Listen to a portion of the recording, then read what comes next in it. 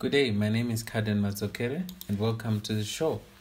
Right, in this series of videos, I'm sharing my portfolio.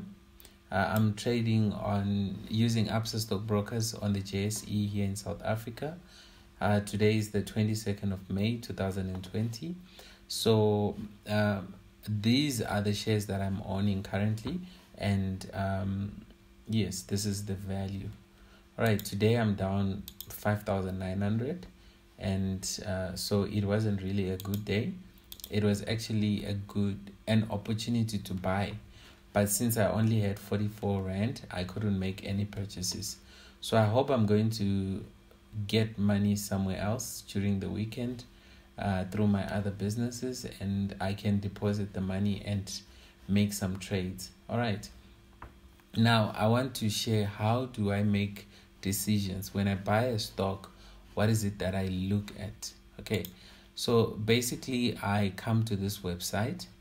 I look for the top losers. You see here you have also the top gainers, and there are many other things that I won't show that I'm going to go through, that I go through, but in this video I'm not going to share that. All right, so when I come here, I'll look, okay, which company went down the most. Okay, obviously it's this one, and then I make a study on that, but I want to show you how do I find out about a company.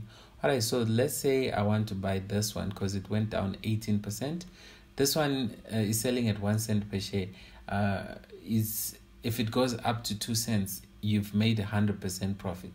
But the problem is you won't be able to buy it at 1 cent. It's very difficult because no one will be willing to sell at 1 cent, because anyone who sells to you at 1 cent is probably making a loss. So not so many people want to sell at 1 cent. Only a few that just want cash. Maybe they bought it for 1 cent a couple of weeks back and they just want cash. All right, but I wouldn't want to buy this one because it's difficult to purchase. But if I like the price of 2 cents, then yes, there are so many people who are offering at 2 cents, so you can buy as many as you want. All right, so I don't know what this company is about, because at the end of the day, this particular video, I want to go through something I don't even know about. All right, so it says hospitality prop. I don't know what it does. Let me look for hospitality. So I have to go to H. All right, so when I come to H, I look for hospitality. There we go. All right, so the first thing I do when I get here, I look at the day graph. And so this thing is not volatile at all. So what it means is the price will stay the same for a long time, and then it just moves. Mainly it's caused by the fact that the volume is very, very low. So people are not trading this stock as much. But you mustn't be put off by that. The fact that it stays at the same price for a long time mustn't really put you off. You have to go deeper and see other things. All right, then I check the 2-day graph. Okay, more or less the same. And then 3 months. So here it was affected by COVID-19. You can see that huge drop from 6 rand. So this thing is trading at 2 rand. It was trading at 5 rand, 6 rand before the lockdown. Okay, so we are actually buying it at a cheap price, which is a good thing, and which is something that we are doing. But just looking at this is not enough. I'll look at 1 year. I'll look at this 3 years. So I'm already discouraged because of the trend. It's going down. Let's see, 10 years. Even over 10 years, this thing has been up 10 years ago.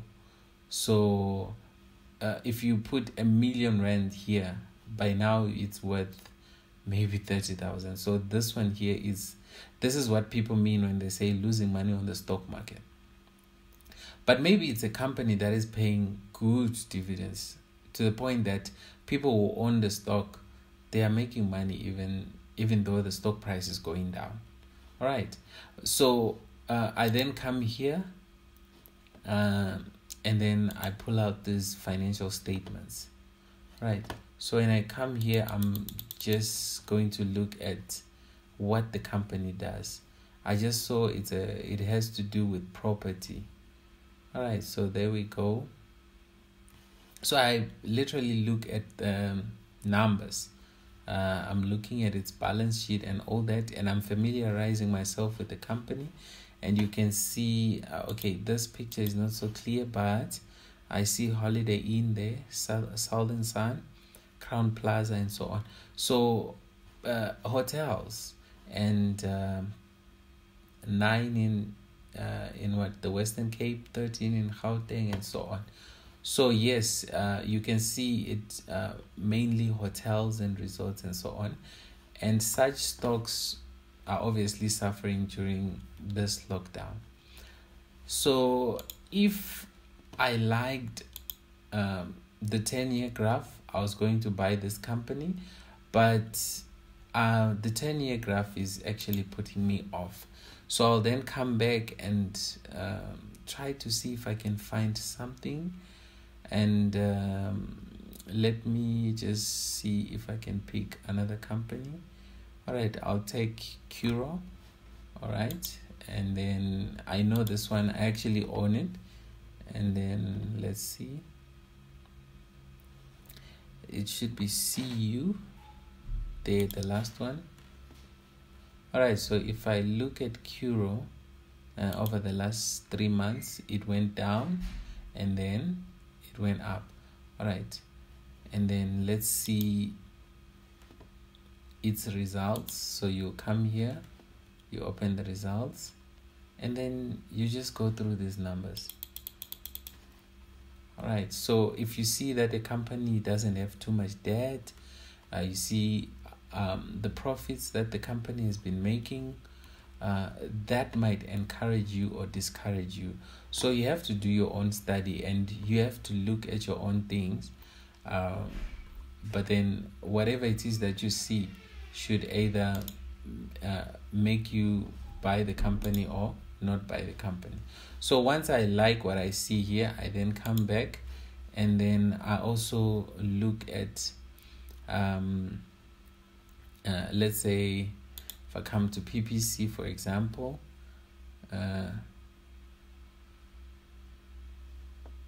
right, something is wrong with my network.